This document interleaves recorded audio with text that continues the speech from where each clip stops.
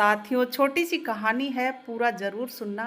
2 दोस्त होते हैं, वो कमाने के लिए बाहर जाते हैं। जब वो बाहर कमाने के लिए जाते हैं तो उनका कारोबार आसमान छूने लगता है और उन्हें कारोबार में बहुत मुनाफ़ा होता है।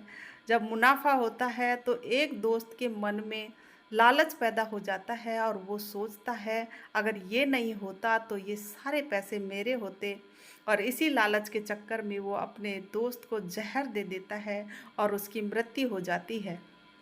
वो पैसे लेकर बहुत ज़मीन जायदाद खरीद लेता है। कुछ समय बाद उसकी शादी हो जाती है और एक बेटा पैदा होता है। जब बेटा बड़ा होता है तो उसे विदेश पढ़ने के लिए भेज दिया जाता है।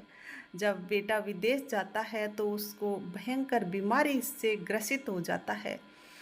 वो बीमारी के इलाज में सारे ज़मीन, जायदाद जो भी जमा पूँजी थी वो सब खर्च हो जाती है, पर बेटे की तबीयत में कोई सुधार नहीं होता। वो रोता हुआ अपने बेटे के पास बैठा बैठा रहता है और बोलता है, हे भगवान! मुझे किस कर्मों की सज़ा मिल रही है जो मेरे बेटे की तबीयत में कोई सुधार नहीं आ रहा। बेटा बोलता है, पिताजी क्या मुझे पहचाना आपने? पिताजी बोले, हाँ बेटा, तू मेरा बेटा है।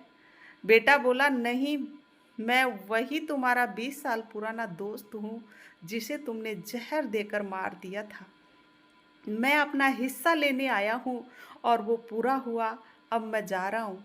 सीख, किसी दूसरे को तकलीफ देकर या दुख देकर खुशियाँ आप खरीदना चाहते हो तो उसके बदले आपको ब्याज सहित चुकाना पड़ेगा। कर्म कभी पीछा नहीं छोड़ते दोस्त, कर्मों का हिसाब तो देना ही पड़ता है।